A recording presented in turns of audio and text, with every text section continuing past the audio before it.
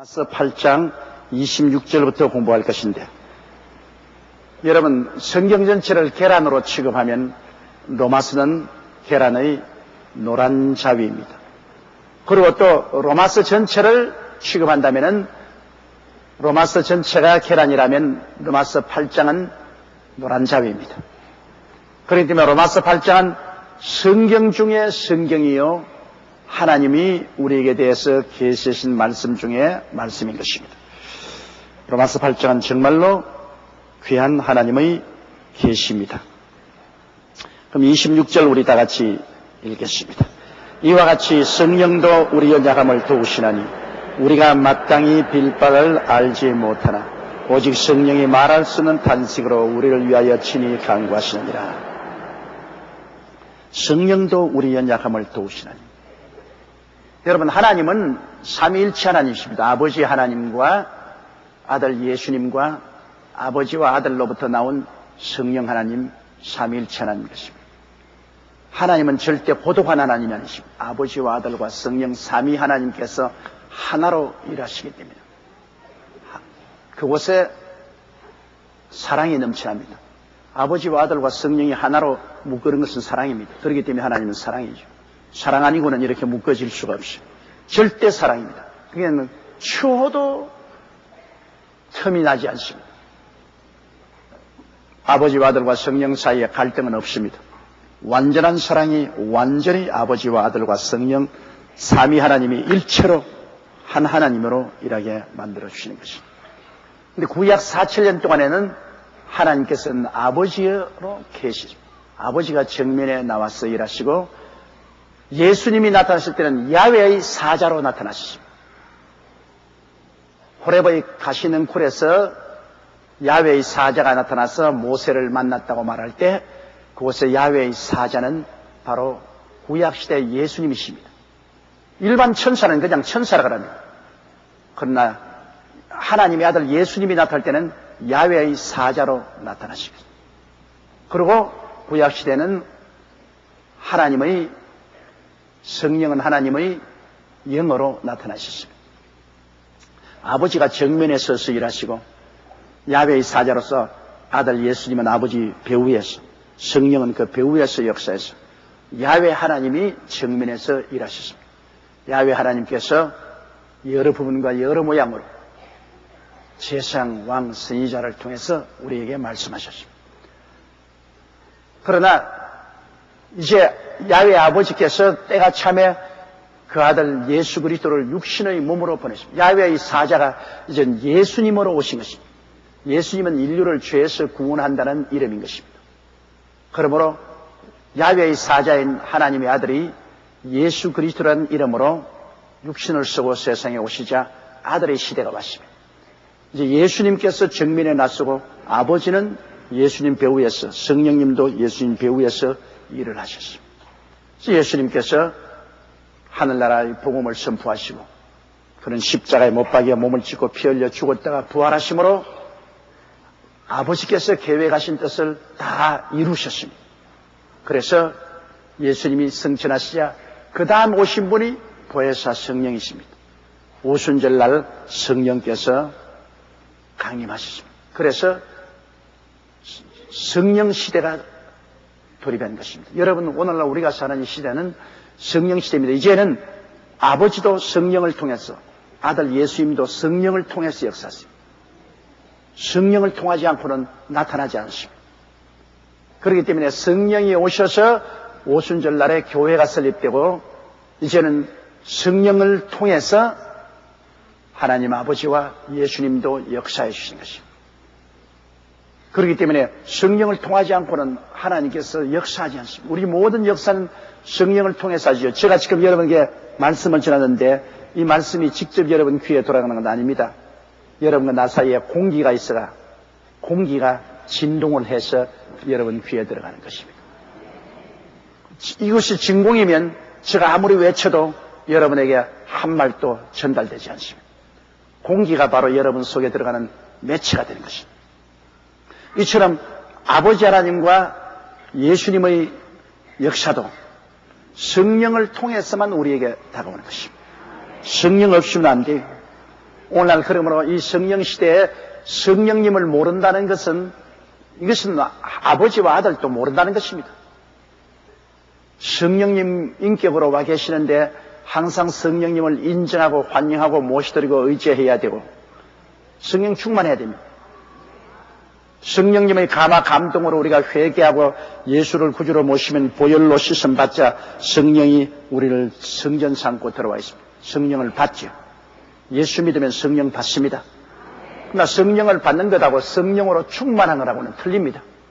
성령을 받고 난 다음에 그 다음에는 우리가 또 간절히 구하면 우리가 성령께 우리의 자신을 더욱 항복하고 깨어주고 내놓으면 성령이 우리를 점령합니다.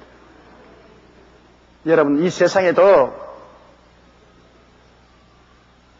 월세집으로 들어가는 것하고 월세방으로 들어가는 것하고 집주인하고는 틀리지 않습니까? 그렇죠? 그 집에 살기는 살아도 월세나 전세로 들어가는 것하고 집주인하고는 틀린단 말입니다. 오늘날 우리가 중생활을 했으면 성령께서 우리에게 월세나 전세로 들어온 것과 한 가지인 것입니다. 아직도 우리가 주장을 해요. 그러나 성령 충만한다는 것은 뭐냐? 성령이 주인이 되는 것입니다. 우리에게 새 집으로 들어온 것이 아니라 성령께서 완전히 주인이 되는 것입니다. 성령 충만. 그래서 오늘날은 성령의 시대로서 성령이 우리 속에 와서 거하시고 그 다음에는 성령으로 우리가 충만해서 하나님의 은사로 천국을 전파해야 되는 것입니다. 그런데 성령은 아버지의 영이라고도 하고, 왜 아버지의 뜻을 나타내니까 예수의 영이라고도 합니다. 그리스도를 전하는 영이십니다. 그리고 또 성령이라는 것은 이 영은 우리를 거룩해 합니다. 모든 더러운 영을 다 내어 쫓아내고 우리들을 거룩해 하는 영이십니다. 그리고 이 성령은 또한 성경에는 보혜사라고 합니다. 파라클레토스. 이 보혜사란 하나님께로부터 부름을 받아 우리를 돕기 위해서 항상 곁에 와서 계신 분이라는 것입니다. 그럼 성령이 여러분 항상 우리 곁과 같이 계십니다. 일평생 예수 믿는 동안 일평생을 성령은 우리와 함께 계셔서 우리들을 품에 품고 길러주신 것입니다. 아버지 하나님의 사랑과 예수 그리스도의 은혜 가운데서 우리가 자라도록 성령께서 여러 부분과 여러 모양으로 우리에게 역사지요. 우리를 죄를 지으면 가책을 얻게 해서 회개하게 만드시고 게을러지면 회개하여 말씀을 사모하고 하나님을 간절히 찾게 만들어주시고 기도하지 아니하면 기도하게 만들어주시고 말씀을 읽지 않으면 말씀을 사모하게 해주시고 어쩐지 새 속에서 우리를 분리시켜서 하나님의 나라 백성으로서 하나님을 추구하면서 살 수 있도록 매일같이 성령이 도와주시기 때문에 우리가 신앙생활할 수 있습니다. 여러분이 오늘 이 교회에 나오신 것도 성령이 여러분을 이끌어서 나오게 하신 것입니다. 성령이 여러분 마음속에 하나님을 사랑하고 교회에 올 수 있는 마음을 주시고 소원을 일으켜주기 때문에 오셨죠. 신앙은 그러므로 성령 아니고는 우리 마음속에 존재할 수가 없습니다. 그런데 이 성령이 우리 연약함을 도우신다고 하는 것은 참 놀라운 일입니다. 우리가 연약하잖아요. 영적으로 연약하고 정신적으로 연약하고 육체적으로 연약하고 도덕적으로 연약해서 우리는 시험에 잘 뜹니다. 영적으로도 심적으로도 육체적으로도 환경에서 쉽게 시험에 들고 마귀의 올무에 걸리고 함정에 빠지고 상처를 입고 하는 것입니다. 그건 왜냐하면 우리가 힘이 없기 때문인 것입니다. 힘이 있으면 우리 환경을 능히 극복할 수 있는데 힘이 없으면 이 불리고 저 바람에 불리고 바람 부는 대로 물결 치는 대로 흘러갈 수밖에 없습니다. 우리 예수 믿는 사람들이 예수를 믿고 난 다음에도 이 세상에서 신앙생활을 할 만한 힘이 없어요. 마음은 원이로되 육신이 약하다. 힘이 없어요. 그런데 그 힘을 주시는 분이 성령인 것입니다. 우리 연약함을 도우신다. 여러분 베드로 보십시오. 얼마나 힘이 없었기에 지금 당신의 주가 안나스와 가야바의 뜰에서 얻어맞고 수염이 뜯기고 얼굴이 피투성이가 되어 항아리처럼 퉁퉁 부어서 있는데 그 앞에서 조그마한 기집아이가 너도 예수와 함께 겟세마네 동산에서 있었다. 그러니까 웃기지 마라. 나는 예수가 누군지도 모른다. 베드로의 참 심정은 그렇지 않았지요. 그러려고 하면 왜 예수님이 끌려간 그 자리까지 찾아 따라갔겠습니까? 사랑했지만은 욕심이 약하단 말이에요. 두 번째 또 그러니까 그가 부인하고 세 번째 또 그러니까 저주하고 맹세하여 가로되. 야, 무섭습니다. 예수님을 저주했다고요. 그리고 맹세하여 가로되 나는 저를 전혀 알지 못하노라. 얼굴이 퉁퉁 부어서 눈도 코도 분별할 수 없을 만큼 얻어맞아 비쳐서 있는 예수님이 돌아봤어요. 그때 닭이 세 번째 울었어요. 그 베드로의 심정이 어떻겠습니까? 베드로가 그 길로 밖에 나가서 통곡을 하고 그러더라고요. 통곡을 하고. 자기를 죽이고 싶을 만큼 미웠을 것입니다. 마음은 안 그런데 결국에는 위기를 당하니까 그거를 극복할 수 있는 힘이 없어. 제가 큰 소리 할 때는 나는 주와 함께 감옥에도 가고 죽는데도 함께 가겠나이다. 큰 소리 했죠. 예수님이 겟세마네 동산에 잡히니까 베드로를 위해서 제 아들 다 달아나 버리고 말았어요. 그들이 달아나기는 했지만은 그 마음의 고통은 말로 다 할 수 없어요. 왜? 그 어려움을 극복할 수 있는 힘이 없었습니다. 그러나 그런 연약하고 보잘것없는 제자들이 오순절날 성령을 받고 난 다음에는 그 급쟁이 베드로가 나가서 외침에 3,000명이 회개하고 그 이튿날 5,000명이 회개하고 그 다음에는 그는 감옥에도 죽는데도 두려움 없이 나갔습니다. 나중에 로마에서 잡혀서 그는 죽을 때 전설은 이렇게 말했습니다.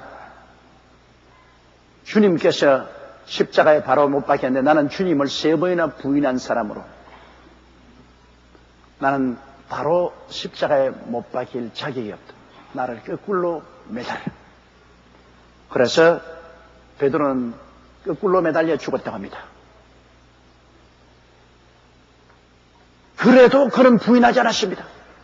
예수님의 제자들 중에 사도 요한만 자기 평수명으로 돌아가셨지. 그 이외에는 다 순교당했어요.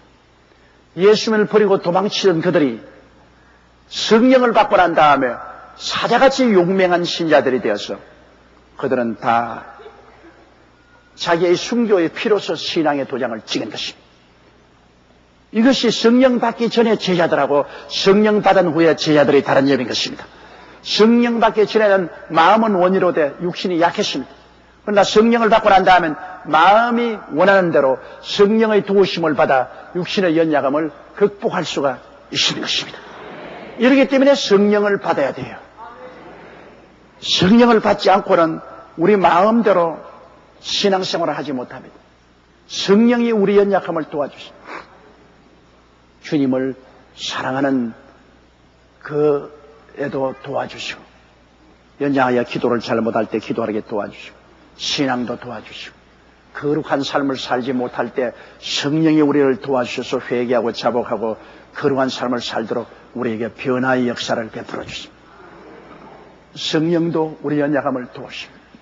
그러므로 오늘날에 와서 우리는 연약하다는 것을 자랑 삼을 수가 없습니다. 다 연약하죠. 그러나 하나님이 연약함을 도와주기 위해서 성령을 보내주셨는데 성령을 모른다고 변명하는 것은 몰라도 연약하던 변명은 이제 안 됩니다. 성령도 우리 연약함을 도와주기 위해서 24시간 우리와 함께 계시고 우리가 성령님을 인정하고 환영하고 모시드리고 의지하고 성령의 도움을 원하면 성령은 지금도 우리를 도와주시는 것입니다. 그러니 연약하다는 말을 어떻게 하겠습니까? 이제는 변명이 되지 않죠. 우리가 성령을 무시하고 박대했다는 그 죄밖에 없습니다. 이렇기 때문에 항상 우리는 성령을 의식하고 시시각각으로 마음속으로 성령께 의지하고 기도할 때도 성령님 도와주시옵소서. 말씀을 읽을 때도 성령님 도와주시옵소서. 전도할 때도 성령님 도와주시옵소서. 왜? 성령이 항상 우리에게 와서 우리를 도와주는 것입니다. 성령의 도움을 받아 우리 하나님을 믿고 예수님을 믿고 전도하고 신앙생활을 성공적으로 할 수 있는 것입니다. 그러므로 너무나 귀합니다. 성령님을 알고 믿고 의지한다는 것은 너무나 귀합니다. 그분 없이 우리가 신앙생활을 할 수 없습니다. 아버지는 보좌에 계시고 예수님은 일을 다 이루시고 보좌 우편에 앉아 계십니다. 앉아 있다는 것은 일을 다 이루었다는 것입니다. 일이 이루어지기 전에는 서서 있죠. 앉아 계시다는 것은 다 이루었다. 예수님이 구원한 역사는 다 이루었습니다. 그러나 성령은 지금 일하고 계십니다. 우리 속에서 교회 안에서 이 세상에서 주의 복음을 나타내기 위해서 일하고 계실 것입니다. 이 성령과 우리는 같이 동력을 해야 되는 것입니다. 이와 같이 성령도 우리 연약함을 도우시느니 우리가 마땅히 빌 바를 알지 못하나 성령이 말할 수 있는 탄식으로 우리를 위하여 친히 간것이다. 제일 중요한 것이 우리 신앙생활의 기도입니다. 기도는 신앙의 호흡입니다. 우리가 기도를 그치면 만사가 끝입니다. 기도를 그치면은 그 다음에는 성경을 읽어도 무슨 의미인지 알지 못하고 교회 와서 예배를 드려도 무슨 말인지 알아들을 수 없고 그리고 기도를 그치면 영이 잠들어 버리기 때문에 찬송도 하지 못하게 되고 하나님도 못 섬기게 돼요. 기도는 바로 동력입니다. 다이아나모가 들어가야 전기가 생산되고 전기가 생산되어야 모든 것이 움직이는 것처럼 우리 신앙생활의 모든 것이 기도로부터 힘을 얻는 것입니다. 기도해야 돼요. 기도하지 않으면 잠들어 버려요. 그런데 성령께서는 기도를 도와주십니다. 우리가 기도 못할 때 기도하게 해주시고 기도할 때 힘이 없으면 힘을 도와주시고 오래 기도 못할 때 오래 기도하도록 성령께 의지하면 성령이 도와주시고 보통으로 기도를 간절히 하지 않습니까? 여러분 기도가 그냥 뱃속에서 솟아나오는 기도를 할 때 그 능력이 있지요. 입술에 붙어서 발랑발랑 말하는 것은 별 큰 힘이 없어요. 입술로서 그냥 속에서부터 우러나오는 게 뜨겁게요. 속에서부터. 이 간절한 기도는 성령이 속에서 역사해야만 되는 것입니다. 그냥 기도는 하늘 보좌를 움직이지 못하지만은 간절한 기도. 한나의 기도 보십시오. 한나가 엘리 제사장에 있는 그 성전에서 기도할 때 아들 달라고 기도할 때 얼마나 간절했던지 목소리도 안 나왔습니다. 입만 들썩. 너무너무 간절하니까 그냥 목소리도 안 나왔어요. 엘리가 언제까지 술을 먹고서 여자가 성전에 와서 입술로 이라고 하냐. 그러니까 제사장님 내가 술이 취한 것이 아니라 너무너무나 마음에 간절한 소원이 있어 말로 표현할 수 없는 안타까움이 있어 내가 기도를 하다니 그렇게 되었습니다. 내 소원대로 될지어다. 그래서 사무엘을 낳았지 않습니까? 간절한 기도. 엘리야가 갈멜산에서 기도할 때 얼마나 부러졌던지 배가 우울해져서 머리 사이로 들어가 버리고 말았어. 간절히 기도하면 배 가죽이 땡겨가지고서 그냥 새우같이 굽어집니다. 제가 성령을 달라고 1년 동안 부르짖어 기도해서 성령을 못 받았어요. 교회 가서 기도해도 성령 못 받고 집에서 엎드려서 기도해도 성령 못 받고 거의 성령 달라고 기도하다가 그냥 고발해서 잠이 들어가 깨고 나면 온몸에 쥐가 나 있거든요. 그러다가 신학교 다닐 때 삼각산에 올라가서 꼭대기에서 밤새도록 기도를 하는데 새벽녘에 가서 얼마나 간절하게 부러졌던지 배가 그냥 막 배 창자가 꼬여가지고서 완전 새우등처럼 되더라고요. 온몸이 막 새우등처럼 굽어진 이런 간절한 애절함이 있어 부러지니까 그때야 비로소 성령 충만을 받고 방언을 말하기 시작했습니다. 그런 애절하고 간절히 구하는 것이 오늘 성령 달라고 하는 사람들도 그냥 불러 주여 불러 그러다 그만 치워버립니다. 그러면 성령 못 받죠. 아주 죄를 회개하고 정말 성령을 구하는 것이 사슴이 시냇물을 사모하는 같이 헐떡여야 됩니다. 목마른 사람이 물을 사모한 듯이 그냥 간절한 갈급함이 있어야 돼요. 이 갈급함이 없으면 하나님을 감동시키지 못해요. 그런 간절한 갈급함이 있어서 주님께 막 성령 달라고 부르시면 그 뭔지 봤죠. D.L. 무디 선생 같은 사람은 성령 달라고 얼마나 간절히 간구하면서 유혹 시내를 걸어가는데 그냥 길바닥에서 성령이 임해가지고서 뭐 길바닥에서 감당을 못하니까 뛰어가서 친구 집에 들어가서 엎드려서 기도를 하고서 성령 불이 너무 나니까 하나님 제발 손을 좀 떼주십시오. 내가 못 살겠습니다. 그렇게 성령이 부어지죠. 난 옛날에 서대문에 있을 때 보니까 우리 교회 성도 남자 성도 한 분 중에 성령 받고 싶어가지고서 직장에 가서도 시간만 있으면 엎드려 기도하고 성령 달라고 기도하는데 아침에 밥상을 받고 밥 먹으려고 하다가 성령이 임해가지고 밥상 다 날아가 버렸습니다.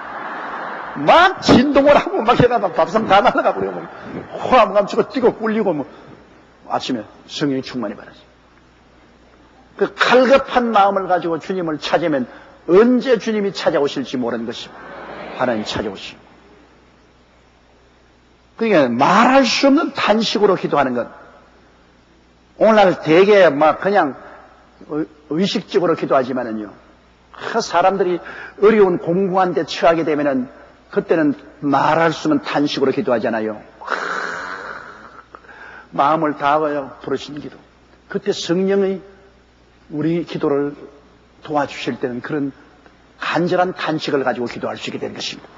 그런 기도는 하나님 보좌를 움직여요. 마귀의 뿌리를 통째로 뽑아버린 것입니다. 이 간절한 기도가 얼마나 중요한지 몰라요. 성령이 도와주셔야 이 간절한 기도가 나오는 것입니다. 제가 내게 간구하리니 내가 응답하리라고 성경은 말씀합니다. 너희는 내게 부르짖어라 내가 내게 응답하리니. 그것은 이 말할 수 없는 탄식으로 기도하는 것입니다. 그런 탄식의 기도 중에 하나가 방언 기도입니다. 방언은 우리가 마땅히 빌 바를 모르지 않아요. 그러나 하나님이 미리 우리 주위 환경에 다가올 것을 위해서 기도를 하게 할 때는 말할 수 없는 탄식으로 막 방언으로 기도합니다. 미국에 제가 잘 아는 베일러스 목사님이라고 하는 목사님이 계시는데요. 그 목사님이 가족들하고 저녁 식사를 하는데 밥 먹는데 막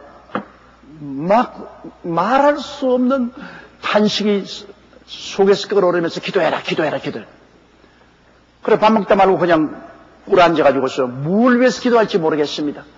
방언으로 한 30분 동안 부르짖어서 방언으로 막 기도를 했습니다. 한 30분 하고 나니까 속이 편안해지고 막 기쁨이 넘쳐흐르거든. 그래서 식사 잘하고 난 다음 저녁 먹고 산책을 나가서 어레이 찻집에 들어가서 차 한잔 마시고 집에 돌아오는데 찻집에 들어가니까 찻집 주인이 아이 목사님 몰라요? 목사님 아버지 어머님이 차를 타고 가다가 큰 트럭에 부딪혀 트럭에 깔려버렸습니다. 못 살아났을 겁니다. 빨리 병원으로 가보세요. 그래 너무 놀래가 목사님이 그냥 택시를 불러서 타고 병원으로 뛰어가니까 아버지는 말짱하고 어머니는 얼굴만 조금 긁혀 있거든요. 그래 어떻게 되냐 이거.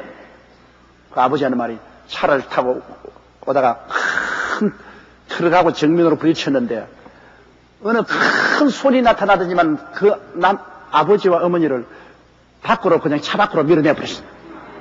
그들이 그 부딪히자말자 차에서 튕겨나와서 저 보도로 튕겨나와 버렸는데 차는 납작하게 이렇게 돼버렸어요. 트럭에 깔렸어요. 그래 그 시간이 언제냐고 보니까 밥 먹다 말고 기도하는 그 시간이에요. 그 부모님이 탄 차가 트럭에 깔릴 그 마귀가 그렇게 할 계획을 하고 있었는데 하나님 미리 아시고 그 베일러스 목사님에게 간절한 마음으로 기도하게 방언으로 기도하게 해서 그 기도가 통과되었기 때문에 이제 평안했단 말이에요. 그 미리 기도해 놓았으니까 하나님이 사자를 보내서 튕겨나게. 그러므로 방언 기도는 여러분 이런 효과를 발생합니다. 방언 기도는 우리가 하나님께서 마음에 갈급한 이 기도의 소원을 일으킬 때 무엇을 위해서 기도할지 모르지 않아요. 그때는 방언으로 기도하면 좋습니다. 저는 저희 삶 속에 그런 갈급한 마음이 있어 방언으로 기도한 적이 한두 번이 아닙니다. 하나님이 아는 것도 있고 모르는 것도 있고 주위에 다가올 여러 가지 문제를 미연에 방지해 주시고 하나님이 끌어주시기 위해서 방언으로 기도하게 해요. 갈급해지는데 말로 다 할 수 없어요. 막 이렇게 돼요. 그냥 막 성령이 기도하라고 할 때. 그런데 뭐 무엇이 기도할지 어찌 알아요. 그냥 막 방언으로 그냥 있는 힘을 다해서 땀을 뻘뻘 흘리고 기도하면은 나중에 평안해져요. 그러면 알지 못하는 사이에 중대한 문제가 해결되었구나 하는 것을 알 수 있습니다. 이러므로 여러분, 하나님 성령이 여러분에게 기도를 시키거들랑 방언으로 기도하세요. 성령이 말할 수 없는 탄식으로 우리를 위하여 친히 간구하시오. 친히. 그러니까 우리를 통해서 기도하는 것은 아는 말, 우리를 통해서 기도하고, 친히 기도하는 것은 방언은 성령님이 친히 기도하는 거죠. 그 뭐 방언 뭐 알도 몰라는 슈알라 하는 게 그게 무슨 이익이 있냐? 여러분, 이익이 없으면 왜 주님께서 우리에게 방언 기도를 주시겠습니까? 마가복음에도 주님께서 말씀하기를 저희가 내 이름으로 귀신을 쫓아내며 새 방언을 말하며 하십니다. 우리가 해야 될 일은 귀신 쫓아내는 것이 제일 첫째고, 둘째는 방언을 말하고, 병 위에서 기도하는 것도 맨 마지막입니다. 저희가 내 이름으로 귀신을 쫓아내며 새 방언을 말하며 뱀을 집으며 무슨 독을 마실지도 해를 받지 아니하며 병든 자에게 손을 얹어 나으리라. 그 주님께서 주신 표적 중에 둘째가 방언입니다. 그만큼 방언 기도가 중요한, 이 방언을 통해서 우리가 하나님과 비밀을 말할 수 있기 때문에요. 고린도전서 14장에 보면은 방언은 사람에게 하지 않고 하나님께 하는, 우리가 알아듣지 못하고 하나님과 비밀을 말한다. 그럼 우리가 방언으로 기도하면 옆에 사람도 못 알아듣고 자기도 못 알아듣죠. 우리 영이 하나님과 비밀을 말하죠. 여러분, 비밀은 알아들으면 비밀이 안 되죠. 그러니까 방언으로 기도하면은 하나님과 내 영만 알지 천사도 못 알아듣고 마귀도 못 알아들어요. 내가 오스트라리아에 가서 들은 이야기인데요. 그 성도 중에 그 형님이 지금 병원에서 수술을 받아 죽게 되었는데 그 동생이 막 갈급해가지고서 방언으로 막 기도를 하니까 환상이 딱 나타났는데 마귀 두 마리가 하나는 자기 오른쪽 어깨 하나는 왼쪽 어깨에 앉아있으면서 서로 뭐라 하냐면 무슨 말하니? 너 알아듣니? 몰라. 이쪽에도 너는 알아듣니? 무슨 말인지 몰라. 그런데 아이고 우리 귀가 너무 아파서 못 견디겠다. 고통스러워 괴로워 견디겠다. 에라 도망치자. 그래서 확 도망을 치더랍니다. 그런데 나중에 보니까 병원에 있는 형님이 수술해서 살아났어요. 그 이야기를 내가 이야기 들었는데요. 그러니까 이 비밀을 말하기 때문에 귀신도 못 알아들어요. 천사도 못 알아듣고 귀신도 못 알아들어요. 하나님과 비밀로 이야기합니다. 비밀은 누가 알아들으면 비밀이 안 돼요. 요새 사람하고는 비밀이 없어. 요거 절대 네게만 말한다 하면 그만까지 전해요. 요거 절대 네게 말한다. 사람에게는 비밀이 없어. 그러나 하나님과 우리 사이의 비밀은 꼭 지켜지는 것입니다. 그렇기 때문에 여러분 비밀을 아무에게나 말한 줄 압니까? 비밀은 아주 친한 사람끼리 말하는 것입니다. 정말 가슴을 펴놓고 서로 운명을 같이 할 수 있는 사람에게 비밀을 말하지요. 아무에게나 비밀을 말하면 그 비밀이 안 되죠. 지켜지지도 않고. 친해져야 비밀을 말해요. 친하지 않으면 비밀 안 해요. 성령에게 우리가 비밀을 방언으로 말하는 하나님께 비밀을 말한다는 것은 그만큼 하나님과 내가 친해진다 그 말인 것이다. 가차워져. 방언 기도 많이 하면 굉장히 가차워집니다. 방언 기도 많이 하면 하나님이 내 안에, 내가 하나님 안에 굉장히 가차워져요. 그리고 또 하나님은 통역의 은사를 주시면 방언을 통해서 통역을 주심으로 예언과 같은 효과를 발생합니다. 예언을 직접 주실 때도 있지만은 하나님은 방언을 하게 하시고 그 방언으로 통역을 하게 하십니다. 방언 통역, 가짜로 하는 사람도 많지만은, 하나님 성령이 정말 계시해서 통역을 주시면 방언 통역을 통해서 예언과 똑같은 효과로서 하나님 말씀을 받아들일 수 있죠. 그리고 또 이 방언 기도는 여러분 우리 속을 전부 씻어내는 역할을 합니다. 이사야서 28장 11절입니까? 거기 보면 떨리는 입술과 다른 방언으로 이 백성에게 말씀하시리라. 이것이 너희 안식이요 이것이 너희 상쾌함이니 너희는 곤비한 자에게 안식을 주라고 하셨습니다. 마음 속에 사람은요 이 우리가 아는 현재 의식 밑에 감추인 잠재 의식이 있습니다. 잠재 의식이 있어요. 그 우물에 보면 우물 표면 밑에 깊이 있지 않습니까? 그 밑에 여러분 애들이 동네 애들이 우리 시골에 가면 집신장도 던져버리고 고양이 죽은 것도 던져 넣어버리고 그런 거 많습니다. 그러면 우리는 모르는 사이에 그 우물 밑바닥에는 집신짝도 있고 고양이 죽은 것도 있고 빗자리 자루도 있고 근데 그것도 모르고 동네 사람들 물 퍼먹죠. 근데 언제 거기 들어 비가 많이 와가지고서 막 우물물이 넘쳐날 때는 우물 표면에 막 기름띠가 막 떠요. 막 고양이 썩은 그 기름띠도 뜨고 말이죠. 막 이런 빗자리 기름띠. 그때 밑에 있던 것이 위로 또 올라옵니다. 그럼 야 이거 큰일 났다. 이거 소재해야 되겠다. 그래서 그 동네 사람들이 모여가지고서 우물 소재를 하지요. 나도 옛날에 우물 소재하는 걸 많이 봤는데 줄을 타고 내려가서 밑에서 우물을 퍼내고 보면 막 그게 고무신짝도 올라오고 빗자리도 올라오고 그냥 고양이 죽은 시체도 올라오고 밑에 있는 것은 안 보여요. 우리도 한 가지입니다. 우리의 생각은 표면인데 우리 밑에 잠재의식이 있어요. 사브컨셔스니스로 잠재의식이 있어서 우리가 인생을 살아가면서 괴롭고 고통스러운 것은 전부 다 그 밑으로 던져 넣어버려요. 어릴 때 박대당했던 것, 굉장히 미워했던 것, 마음에 고통스러운 것, 생각하기도 싫은 것, 이런 것은 잊어버려야지. 그래서 전부 밑으로 던져 넣어버려요. 사라지는 것이 아닙니다. 밑에 좀 깔아앉아 있어요. 깔아앉아 있다가 이게 이제 기름띠가 되는 것입니다. 우리가 살아가다가 마음에 이유 없이 불안하고 고통스럽고 신경질이 나고 소화가 안 되고 병도 들고 병원에 가면 이유가 없다 그럽니다. 병원에 가서 말하면 무슨 아무 이유가 없다. 그러나 자기는 괴롭다. 자기는 잠도 안 오고 소화도 안 되고 그냥 얼굴이 상기가 되고 가슴이 벌렁벌렁 뛰고 갑상선이 일어나고 자기는 괴로운데 병원에는 이유가 없다고 합니다. 신경성이라고 합니다. 그건 왜냐? 잠재의식 속에 크게 병들었습니다. 여러 상처 입은 것들을 전부 밑으로 다 밀어넣었어. 그 자기도 그거 뭔지 몰라요. 그걸 끌어내야 됩니다. 요사이 소위 말하는 심리학자나 정신분석학자들이 가면 앉혀놓고 꿈 이야기를 하라고 이야기를 하라고 자꾸 이야기 듣잖아요. 옛날에 6.25 사변 때 우리 어머님, 아버님께서 건물 장사를 했는데 내가 있는 방에 다락문이 있어. 다락문을 열면은 그 위에 층층대로 올라가면 지붕 밑에 큰 스페이스가 있어. 그게 명태, 멸치, 미역 온갖 것 다 거기 쌓아놨어. 그러니까 다락문을 탁 달아버리면 벽같이 돼가지고 몰라요.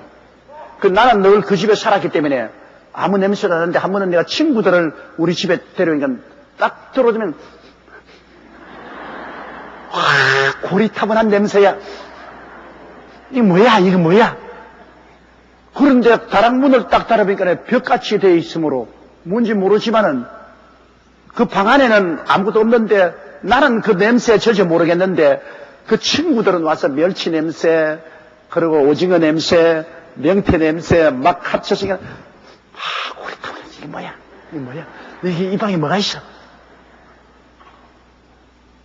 그래서 내가 끝까지 다락문을 안 열었습니다. 왜냐하면 그때는 왜 그런지 건물 장사하는 게 부끄러워가지고서요.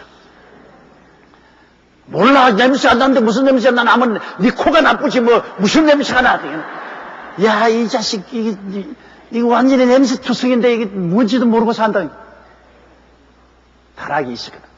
여러분 마음에도 다락이 다 있어요. 다락이 있어가지고서 다락에는 뭐 넣습니까? 입지 나하기는 싫고 남주기는 아까운 그런 옷까지도 갖다 넣어놓고 신발까지도 넣어놓고 집안에 가지에 대고도 다리 부러진 걸상도 갖다 놓고 뭐 온갖 것 다 하든 다락에 온갖 것 다 하는 그거 확 치워버리면 좋은데 내 아기는 싫고 남주기는 아깝고 다락이나 갖다 놓자. 그래 다락이 여러분 속에 다락이 있어요. 이게 잠재의식입니다. 전부 싫은 건 다 집어넣어. 그래 그게 나중에 냄새를 풍겨. 아이고 고리타분한 냄새야. 이게 무슨 냄새야. 병원에 갔어도 당신 아무것도 없어요. 건강해요. 괜찮아요. 말하는데 왜 그래요? 너 다락문을 열어봐야 알지.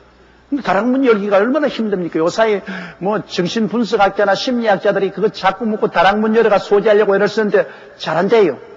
근데 다락에 들어가서 소지하는 것이 누구냐?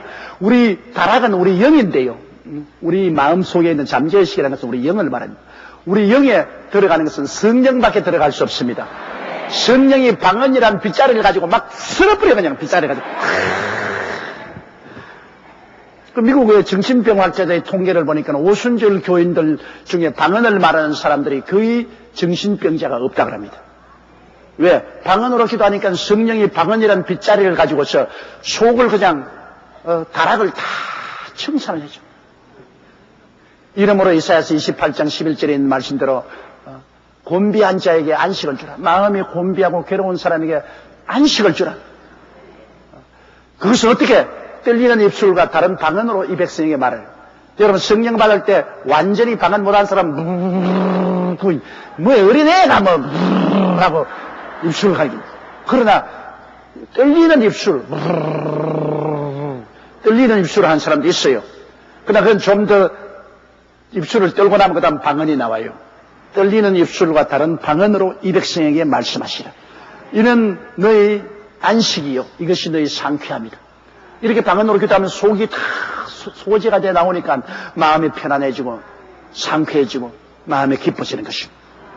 방언 기도가 이유가 있어요. 방언 기도는 치료의 기도인 것입니다. 하나님 말하시면 탄식으로 우리를 위해서 기도함으로 우리 속을 치료해 주어가지고서 미움도 사라지고 원한도 사라지고 염려, 근심, 불안, 초조, 절망도 사라지고 마음의 과거의 고통스러운 기억들도 다 소재해내고 그래서 속이 치료함 받고 깨끗함을 받는데 얼마나 좋아요. 그렇기 때문에 방언 기도해야 돼요, 여러분.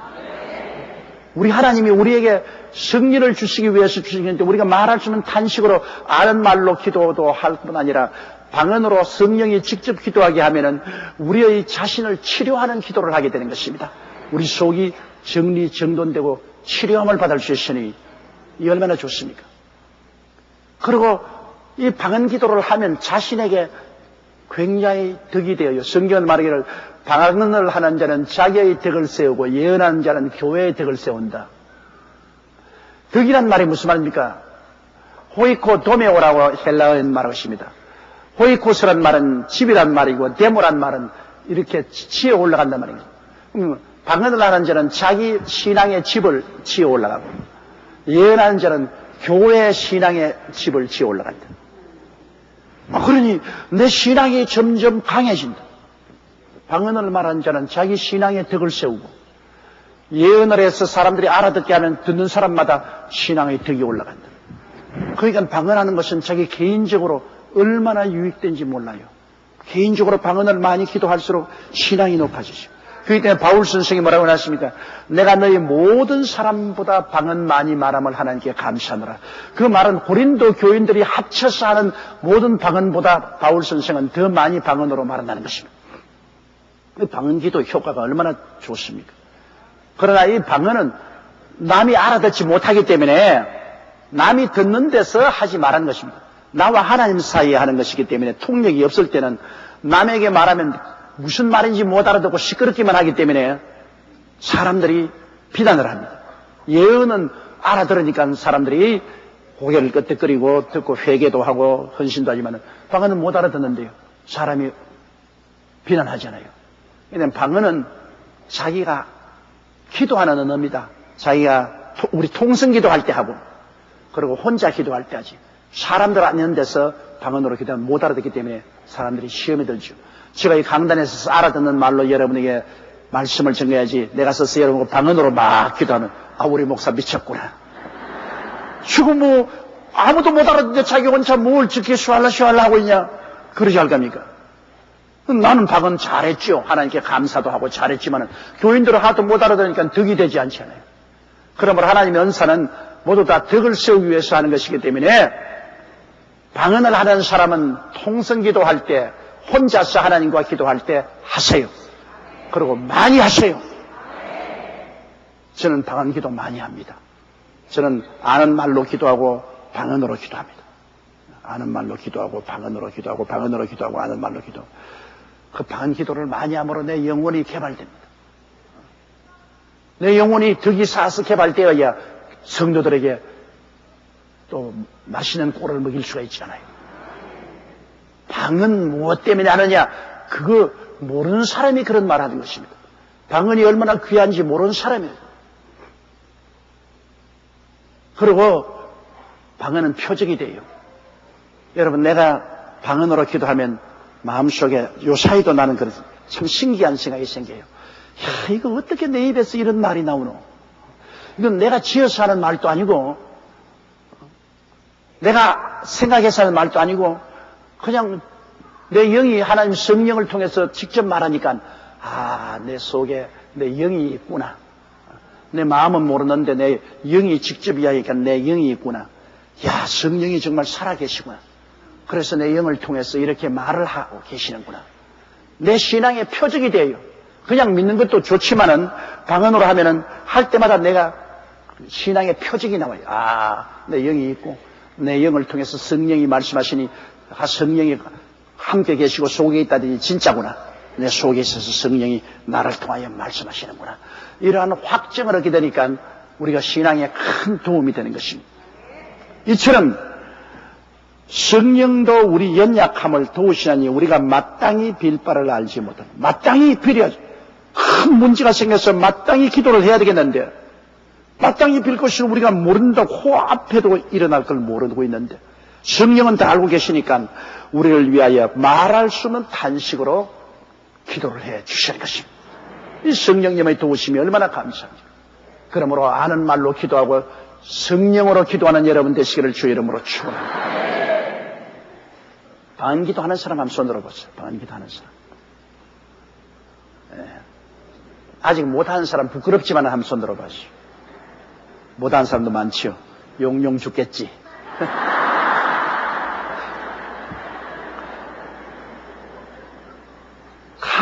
간절히 기도해서 성령 받았어요. 방언 달라고 기도하지 마세요.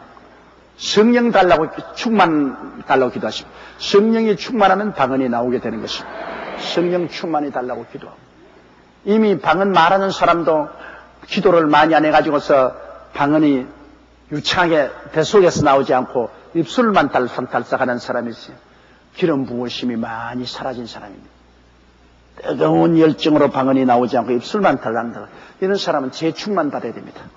다시 더 회개하고 주님 앞에 재충만 받아서 뜨거운 열정으로 방언 기도할 수 있도록 그렇게 되어야 되는 것입니다.